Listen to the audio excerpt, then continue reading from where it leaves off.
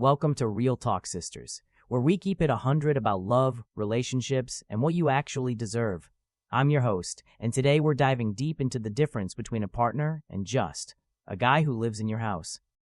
Girl, can we start with family emergencies? Because I am still heated about what happened last month. Oh no, what did he do?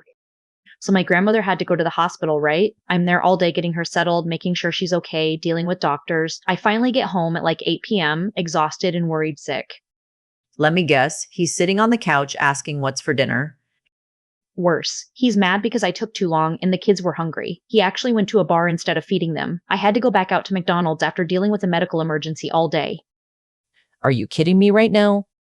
That is not normal, Jade. That is not what partners do. When my dad had his heart attack last year, my boyfriend immediately asked what he could do to help. He picked up groceries, made dinner for 3 days straight, and never once complained about me being at the hospital. That's what normal looks like. When there's a crisis, a real partner steps up, not throws a tantrum. Jade, honey, you deserve someone who says, take all the time you need with your family. I've got everything handled here. I didn't even know that was an option. I thought men just expected you to handle everything. No, ma'am. Your standards don't have to be this low. A loving partner sees you stressed and thinks, how can I make this easier? Not, how does this inconvenience me? Can we talk about household stuff next? Because I'm learning that doing literally everything is not actually normal either. For example, I do all the cooking, all the cleaning, all the laundry, manage the kids' schedules, pay the bills, grocery shopping, basically everything. And when I ask him to help with dishes, he acts like I'm asking him to donate a kidney. Mine will help if I ask, but then he complains the whole time about how tired he is from work. Like I don't work too? At least yours helps when asked. Mine just says, I'll do it later, and later never comes. So guess who ends up doing it anyway? My ex used to say he was babysitting when I went out with friends. Babysitting his own children, like taking care of his kids, was some huge favor to me. Wait, can we pause here? Because this is not normal. My partner does his own laundry, cooks dinner twice a week without being asked, and handles all the kids' sports schedules because he enjoys it. Right? A real partner sees the house needs cleaning and just cleans it. He doesn't wait for you to become his task manager. And when you're both working, both tired, a good man thinks, we're a team, let me pick up the slack. Not, that's her job. I dated a guy who would come home and immediately start picking up toys, ask what needed doing, and just handle stuff. It was amazing. I didn't have to ask or remind or manage him like a child. That's what partnership looks like. You both see what needs doing, and you both just do it. No keeping score, no asking for gold stars, just being adults together. So you're telling me there are men who actually notice when the trash is full? And take it out without being asked 3 times? Girl, yes, they exist. We don't have to accept scraps and call it love.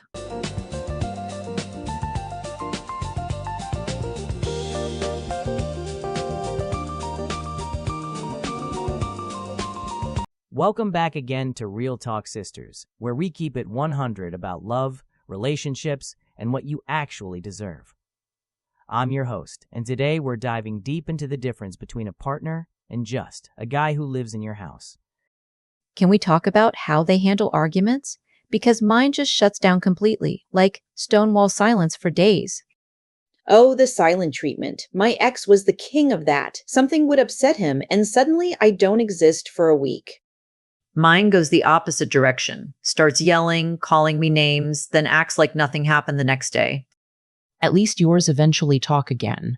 Mine will give me the silent treatment, then act like I'm crazy for being upset about it. Like I'm supposed to just forget he ignored me for 3 days because I asked him to help with dishes. Mine used to storm out of the house during arguments. Just leave, sometimes for hours. I'd be sitting there wondering if he was coming back or if I should call someone. And then they come back acting like you're the problem for being worried, right? Yes. Or they say I needed space, but give you zero communication about when they'll be ready to talk. So you're just waiting. That's not how healthy people handle conflict. When my partner and I had a disagreement about money last week, he said, I need some time to think about this. Can we revisit it tomorrow after dinner? Then we actually sat down and talked through it calmly. Exactly. My boyfriend will say, I'm feeling too heated right now. Can we take a 20-minute break? But he tells me when he'll be ready to continue the conversation. Wait, so they actually come back and finish the discussion? Girl, yes. A mature man doesn't just disappear when things get uncomfortable. He works through problems with you.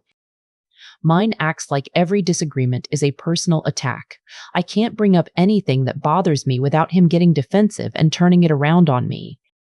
Why are you always nagging me? That's his go-to response for literally any concern I have.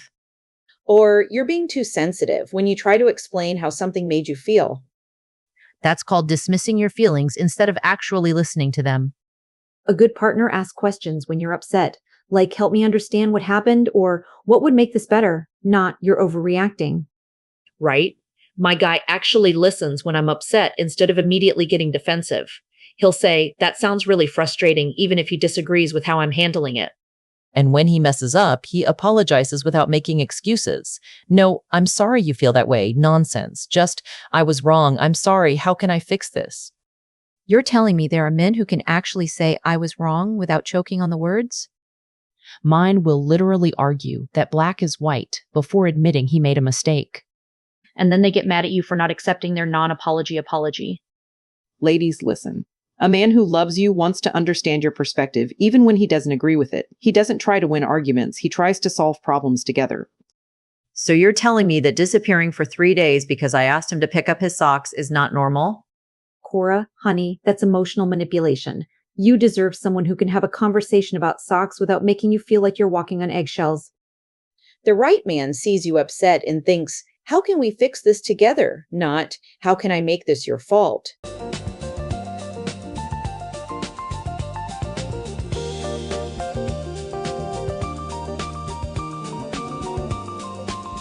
Welcome back to Real Talk Sisters. We've been talking about what real partnership looks like, and now we're diving into one of the biggest relationship killers, money. Let's get into it. Can we talk about finances? Because I just found out my husband has been hiding a credit card from me for 2 years. Wait, what? How do you hide a whole credit card? Apparently, he's been getting the statements sent to his work email and paying the minimum from his personal account. I only found out because he missed a payment and they called the house. That's terrifying. What was he even buying? Jewels, expensive electronics, gadgets. Nothing crazy individually, but like $5,000 I had no idea about while I'm over here stressing about whether we can afford groceries. At least he was paying for himself. Mine makes way more money than me, but only covers the rent. I'm stuck paying for everything else: utilities, groceries, kid stuff, car insurance, my student loans. But isn't that fair if you keep your finances separate? That's what I thought, but then he spends hundreds on his hobbies while I'm driving around on a tire that needs air every few days because I can't afford to replace it. Safety issues for me and the kids, but he just bought another expensive piece of equipment for his workshop. Oh, girl, I lived that life. He'd spend more on one weekend fishing trip than I had for groceries for the whole month, but somehow our bills were my responsibility. That's not separate finances. That's him making you subsidize his lifestyle while he gets to play with his extra money. Right? If you're keeping money separate, you should be splitting expenses proportionally based on income, not leaving one person drowning while the other one shops. My partner makes more than me, so we split bills based on percentages. He pays 60%, I pay 40%, and we both have leftover money for our own stuff. Nobody's struggling while the other person treats themselves. That makes so much sense. Why should the person making less money have to choose between basic needs while the higher earner gets all the fun money? Because some men want a roommate who also handles all the emotional labor, not an actual partner. They want the benefits of your paycheck without the responsibility of true partnership. My ex used to do that. He'd pay the big monthly bills and act like that made him generous, but I was covering groceries, gas, kids' clothes, school supplies, household stuff, all the daily expenses that actually add up to more than rent. And then they act like you're bad with money when you're constantly broke, not acknowledging that you're covering way more than your fair share. So you're telling me that making major purchases while your partner struggles with basic expenses isn't normal? Alice, a man who loves you doesn't buy luxury items while you're stressed about money. He either helps more with bills or adjusts his spending until you're both comfortable. Right? My new partner saw me worried about a car repair bill and immediately offered to split it, even though we keep separate accounts. That's what caring looks like. A good partner thinks, we're in this together, not, I got mine, good luck with yours. Even with separate finances, you should both be able to breathe. I never thought about it that way. I just assumed since we weren't married, his money was his business. But you're building a life together, right? Living together, sharing responsibilities. Then your financial well-being should matter to him. And if something's wrong with the arrangement, a loving partner wants to fix it, not defend why it's technically fair while you struggle. Financial partnership means nobody's drowning while the other person swims. You figure it out together so you both can thrive.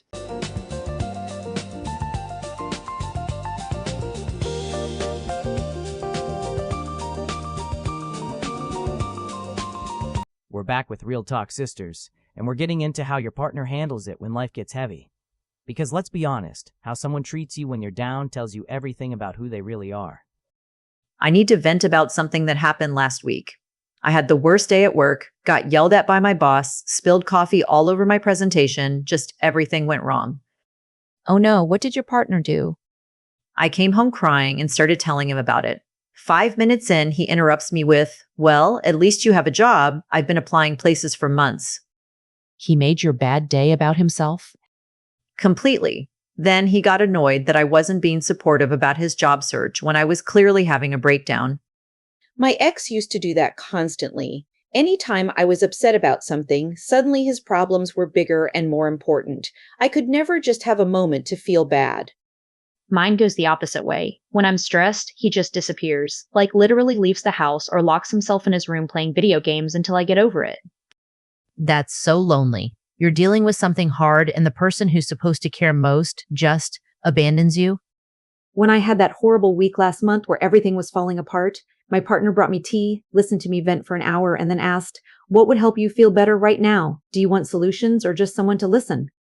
See, that's what normal looks like. He centered your needs instead of making it about himself or running away. Right? My boyfriend will literally sit with me while I cry about work drama that has nothing to do with him. He doesn't try to fix it unless I ask. He just validates that it sucks and stays present. That's emotional support. Being willing to hold space for someone else's feelings without making it about you. Mine used to tell me I was dwelling if I talked about anything stressful for more than 10 minutes. Like, "Sorry, my problems are inconvenient for you?" Or, "You're being dramatic," when you're genuinely upset about something. That was his favorite phrase. Yes. Or, "It's not that serious," when you're trying to explain why something hurt your feelings. That's called dismissing your emotions instead of actually listening to them. A loving partner doesn't get to decide how you should feel about things. My guy asks questions when I'm upset. Like, "That sounds really frustrating. What happened next?" Or, "How did that make you feel?" He wants to understand, not shut me down. You're telling me there are men who actually want to hear about your problems? Not just hear them, they want to help carry the emotional weight with you. My partner will check in the next day like, "How are you feeling about that work situation today?" That's what partnership is. Your stress becomes something they care about because they care about you. And when you're overwhelmed, they look for ways to lighten your load. Like, "You seem really stressed. Let me handle dinner tonight." Or, "Why don't you take a bath? I'll deal with the kids." A good man sees you struggling and thinks, "How can I help?" Not, "How does this affect me?" or "When will this be over?" Mine used to get irritated if I was sad for more than a day, like I was supposed to have a feelings schedule that worked around his comfort. And God forbid you cry more than once about the same thing. I thought we already talked about this, like healing happens on his timeline. But don't they have their own problems to deal with? I always felt guilty taking up emotional space. Cora, that's the difference between a partnership and a transaction. Partners want to support each other through hard times, not keep score about whose turn it is to have feelings. Right? Love means your pain matters to me, not your pain is inconvenient to me. And honestly, a man who can't handle you being human probably can't handle much of anything when life gets real.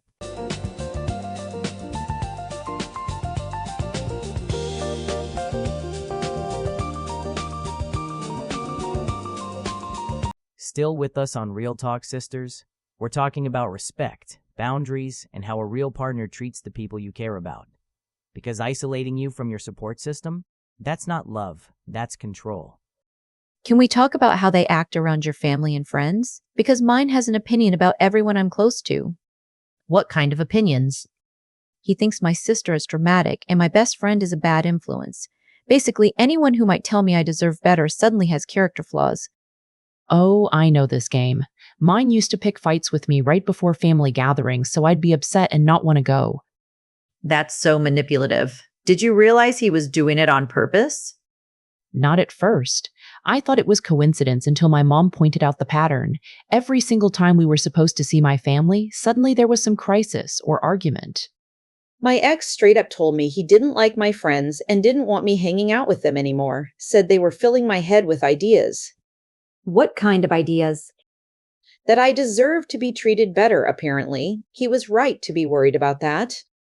Mine gets jealous of the weirdest things, like if I laugh too hard at something my coworker says, or if I mention a male friend from college in passing. And don't get me started on the clothing police. Mine used to comment on everything I wore if we were going anywhere together. You're not wearing that, are you? Like I'm supposed to dress for his insecurity instead of my own comfort. Mine would say I was disrespecting him if I wore anything remotely fitted or showed any skin, but somehow it was fine when other women dressed that way. That's not about respect. That's about control. He wants to decide how you present yourself to the world. The phone calls are what got to me. He'd call right before I got off work and stay on the phone until I got home, like he was tracking my every move. That's not caring about your safety. That's surveillance. My ex did the same thing, had to know exactly where I was every minute. Mine took my phone on weekends, said it was our time, but really he didn't want me talking to anyone else or having any privacy. A phone lockdown? That's treating you like a prisoner, not a partner. My boyfriend actively encourages me to spend time with my friends. He'll be like, "You haven't seen Sarah in a while. Why don't you plan something?" Because he knows my friendships make me happy. That's what love looks like. Supporting your connections, not trying to control them. Mine used to get moody every time I made plans that didn't include him. Not angry exactly, just sulky and passive-aggressive until I felt guilty for wanting time with other people. Yes, the guilt trips. I guess you'd rather be with them than me anytime you want to see friends. And then you start declining invitations because it's easier than dealing with his attitude. Before I knew it, I barely saw anyone anymore. It happened so gradually, I didn't even notice until my sister said she missed me. That's called isolation, and it's a major red flag. A partner who loves you wants you to have a support system, not be completely dependent on them. Right? My new guy actually likes my friends. He asks about them, remembers their names, suggests I invite them over. It's such a different feeling. And when there's legitimate conflict with family or friends, a good partner helps you navigate it, not just tells you to cut people off. My boyfriend doesn't love my brother's politics, but he's still respectful and civil because he knows my brother matters to me. So they're supposed to be nice to people even if they don't particularly like them? If those people are important to you, yes. It's called basic respect for your relationships and your autonomy as an adult.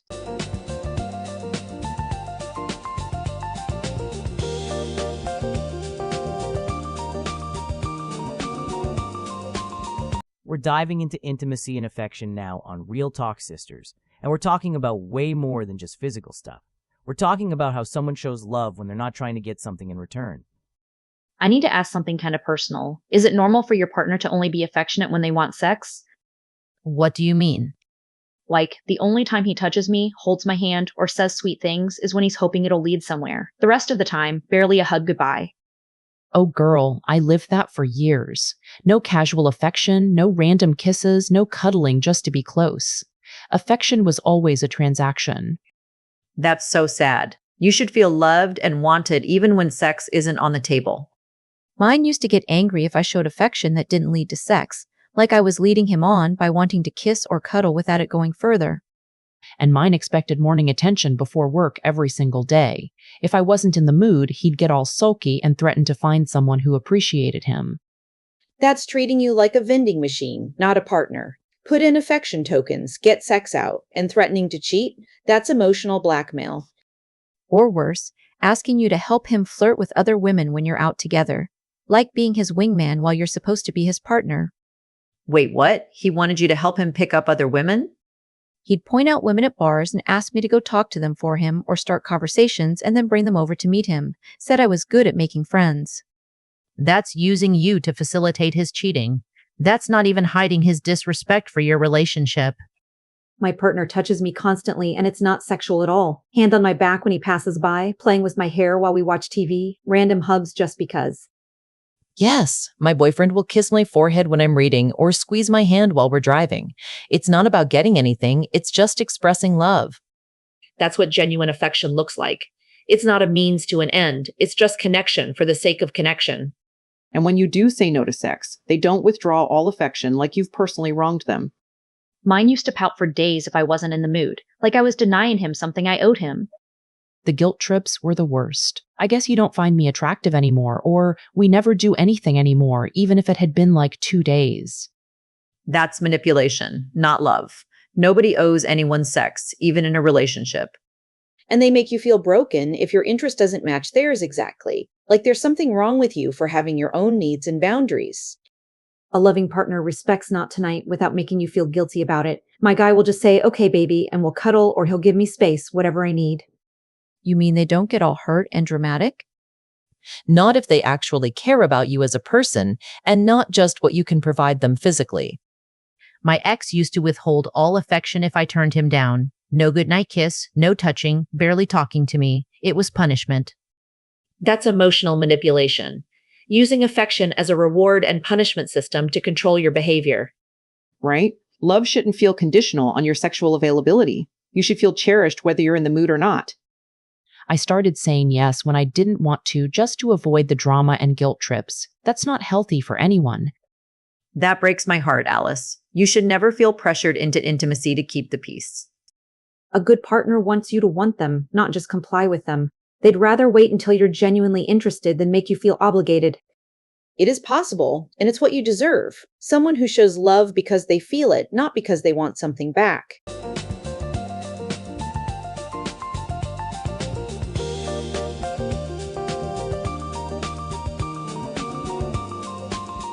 Welcome back to Real Talk Sisters. Now we're getting into parenting, because if you have kids together, how he treats them and shares that responsibility tells you everything about his character. Can we talk about men who call taking care of their own children babysitting? Oh my God. Yes. Like they're doing you some huge favor by watching their own kids. Mine gets up at 6:30 expecting his coffee made and lunch packed while I'm trying to get a 13-year-old ready for the early bus. She's making her own breakfast because I'm too busy taking care of him. Wait, your teenage daughter is fending for herself while you're making his lunch? By the time I get him sorted and out the door, I have to wake up my younger son, get him fed and dressed, deal with letting the animals out, and somehow get myself ready. It's 8 a.m. before I can even breathe. That's insane. You're running a whole household operation while he just leaves? And then he has the nerve to say, "You never do anything for me." I'm literally packing his lunch at 6:30 in the morning. He said you don't do anything for him while you're doing everything. That's what made me realize how backwards this all is. I'm managing kids, animals, house, his needs, and apparently that's nothing. That's not partnership. That's you being his personal assistant while also being a single mom. My guy at least acknowledges when I do things for him. Yours sounds completely oblivious to reality. Or he's not oblivious, he just doesn't want to acknowledge how much you do because then he'd have to feel guilty about doing so little. A loving partner sees you juggling everything and thinks, how can I help? Not, why isn't there more focus on me?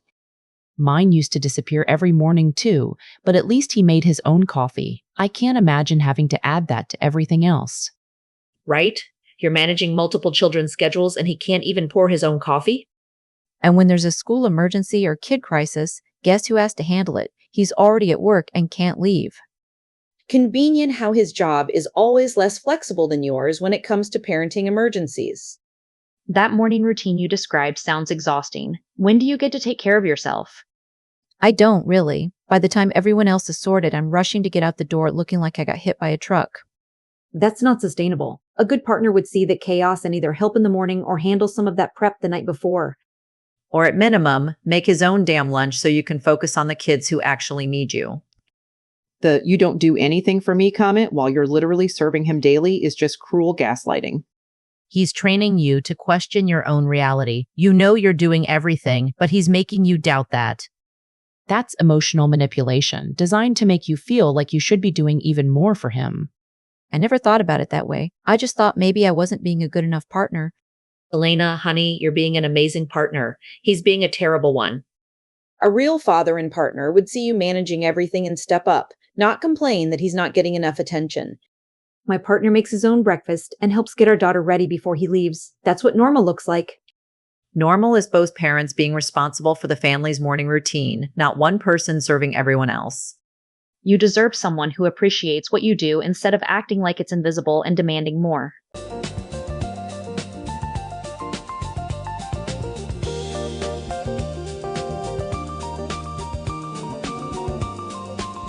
We're wrapping up today's episode of Real Talk Sisters, talking about dreams, goals, and whether your partner builds you up or tears you down when you try to grow. I need to talk about something that's been eating at me. I'm really good at something, like genuinely talented, but my partner acts like he's the expert even though I get better results. What do you mean? I've been doing graphic design for years, built up a client base, getting great reviews. But whenever we talk about it, he mansplains basic design concepts to me and acts like I'm lucky to have his guidance. Even though you're the one actually succeeding at it? Exactly. His attempts look amateur at best, but he talks like he's teaching me everything I know. It's maddening. That's not support, that's ego protection. He can't handle that you're better than him at something. Mine does this with everything I'm good at. I'm great at managing finances and planning, but he constantly questions my decisions while his impulsive choices create problems. That's insecurity disguised as helpfulness. A secure partner celebrates your talents, not tries to diminish them. When I got a leadership role at work, my ex spent months telling me about real management and how I was probably in over my head. Meanwhile, I was getting excellent performance reviews. Why do they do that? Why can't they just be proud of us? Because if they acknowledge how capable you are, they might have to admit they're not bringing much to the table. A loving partner brags about your skills to other people. They're proud to be with someone talented, not threatened by it. Mine takes credit for my successes. I taught her everything she knows, or she couldn't have done it without my advice when he had nothing to do with it. That's stealing your accomplishments to feed his ego. And anytime I try to correct him or show him I actually know what I'm doing, he gets defensive and says I'm being difficult or ungrateful for his help. That's how they shut down your expertise. Make you feel bad for knowing more than they do. My current partner asks me to teach him things I'm good at. He genuinely wants to learn from me instead of pretending he already knows everything. That sounds so different. Mine acts like asking me for advice would somehow damage his pride. And when you try to pursue your talents professionally or take them to the next level, suddenly there are a million reasons why you shouldn't. It's too risky. You don't have enough experience. Maybe start smaller. Anything to keep you from actually succeeding. Because your success makes their lack of effort obvious, they'd rather hold you back than step up themselves. A good partner encourages you to pursue your strengths and celebrates when you excel. They want to see you thrive, not stay small for their comfort. I stopped even mentioning my achievements because he always found ways to minimize them or make them about him somehow. That's how they slowly kill your confidence. First, they question your abilities, then you start questioning them too. You deserve someone who sees your talents and thinks, I'm so lucky to be with someone this amazing, not, how can I make this about me? You know what? Maybe it's time I give that sweet older guy with the beard a real chance. He actually listens when I talk about my ideas and asks thoughtful questions instead of trying to one-up me. Elena, that sounds like someone who actually values your mind and abilities. Sometimes the person who's been right there supporting you all along is exactly what you need. That's a wrap on today's episode of Real Talk Sisters. Remember, you deserve a partner who celebrates your gifts, respects your expertise, and wants to see you shine. Don't let anyone dim your light to make themselves feel brighter. We'll be back next time with more real talk about what love actually looks like. Until then, keep those standards high, sisters.